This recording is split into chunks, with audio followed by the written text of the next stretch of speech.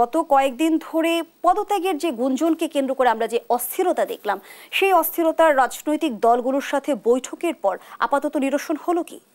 আমার তো মনে হয় যে এটি অনেক দীর্ঘ প্রতীক্ষিত একটি সিরিজ অনুষ্ঠান বৈঠকে যেটি এতে হয়েছে, এটা অনেক আগেই হতে পারত। তাহলে এই যে জনমনে যে শঙ্কার বাতাবরণ তৈরি হয়েছে এবং উপদেষ্টা পরিষদের পক্ষ থেকে বিভিন্ন জন বিভিন্ন সময় বিভিন্ন রকম কথা বলছিলেন, এবং আপনি যেরকম করে একটি বিবৃতির কথা বলেন যে জনসমক্ষে সবকিছু প্রকাশ করে দিয়ে তারা জনগণের কাছে মতামত চাইবে যে ক্ষেত্রে করণীয় কি, এইরকম ব্যাপারগুলো দাঁড়াতো না আসলে।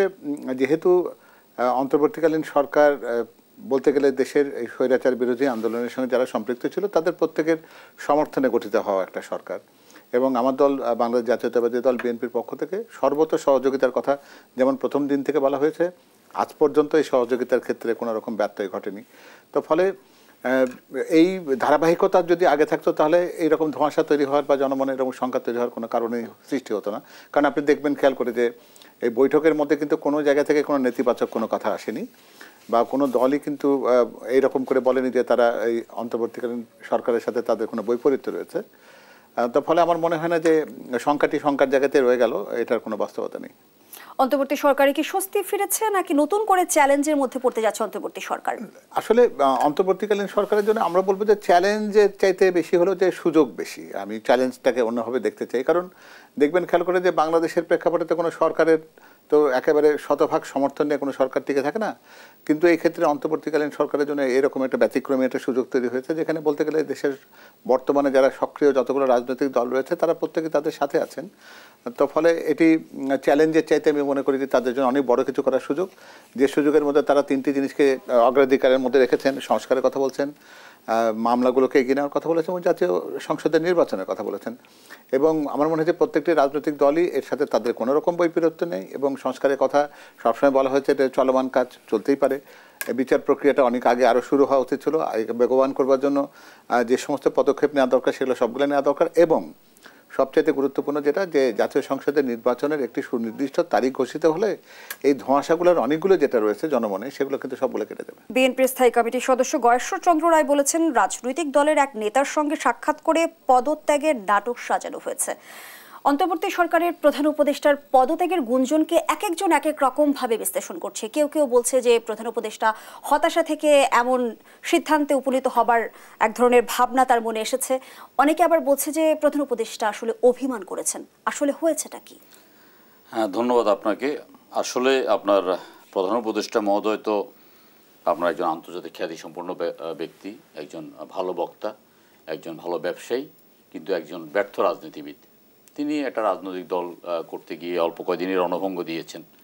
তো আমরা যে স্বৈরাচার বিরোধী আন্দোলন করেছি 15 বছরে, সেই স্বৈরাচার বিরোধী আন্দোলনে তিনি কোনো ভূমিকাই পালন করেননি।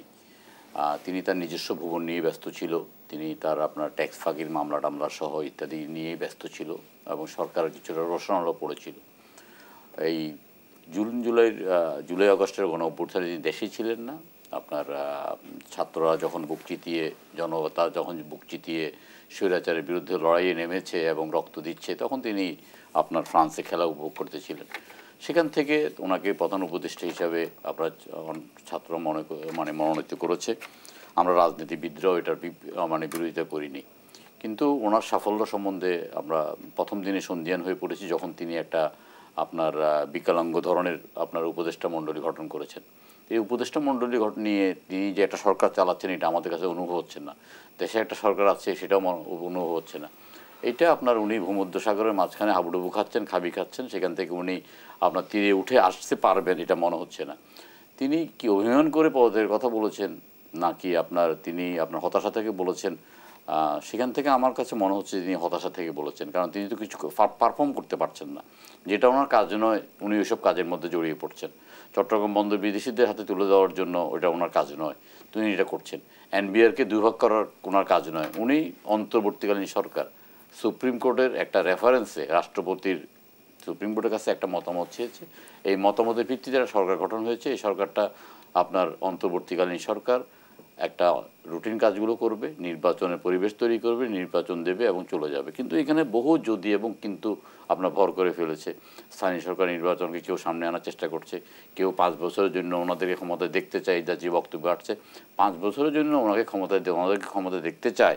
এই কথা বলার পরে প্রধান উপদেষ্টাকে জিজ্ঞাসা করেছেন যে 5 বছরের জন্য জনগণকে আমাদের চেহারা দেখতে চায় বা আমাদের কাজ দেখতে চায়, না আমাদেরকে দেখতে চায়?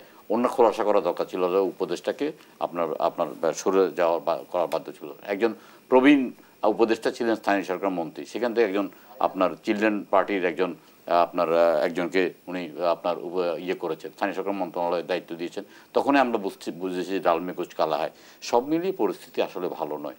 আমরা রাজনীতিবিদরা এই মুহূর্তে হয়তো ওনাকে সমর্থন দিচ্ছি, বলছি যে আপনি আসলে পদত্যাগ করার কোনো দরকার নাই। আবার ওনারা যেটা বলছেন যে ওনারা কেন ব্যর্থ হচ্ছেন জনগণকে জানাবেন, এসব ইমোশনাল ব্ল্যাকমেলিং করারও দরকার নাই। দয়া করে একটা নির্বাচন দিয়ে আপনারা মানে কেটে পড়ুন, সেটাই আমরা চাই আর কি। যেমন আজকে গর্ষচন্দ্র রায় যে কথাটা বলেছেন, ওই মিটিংয়ে আমি উপস্থিত ছিলাম। উনি বলছেন ডক্টর ইউনূস সাহেব দেহত্যাগ করতে পারেন কিন্তু পদত্যাগ করবেন না, বুঝছেন না? এই কথাটা বলেছেন। এখন উনি কেন বলেছেন সেটা আমি জানি না, কারণ ডক্টর ইউনূস সাহেবের আমার মনে হচ্ছে যে ওনার যে কাজগুলো করা দরকার, ওনার নিজস্ব যে কাজগুলো করা দরকার, এই কাজগুলো উনি সুসম্পন্ন করে ফেলেছেন। বাকি আর কিছুদিনের মধ্যে বাকিগুলো সুসম্পন্ন করে ফেলবেন। তো ওর মধ্যে দিয়ে ওনার মধ্যে দিয়ে আগ্রহ হারিয়ে ফেলেছেন, হতাশাও বিরাজ করছে, বয়সেরও একটা চাপ আছে, রাজনৈতিক দলগুলোর একটা চাপ আছে। সব মিলিয়ে উনি একটা আপনার মাফিয়া গোষ্ঠী দ্বারা পরিবেষ্টিত হয়ে গেছেন। যে মাফিয়া গোষ্ঠী আপনার চায় না যে বাংলাদেশটা সঠিক পথে চলুক। এই মাফিয়া গোষ্ঠী আসলে কারা?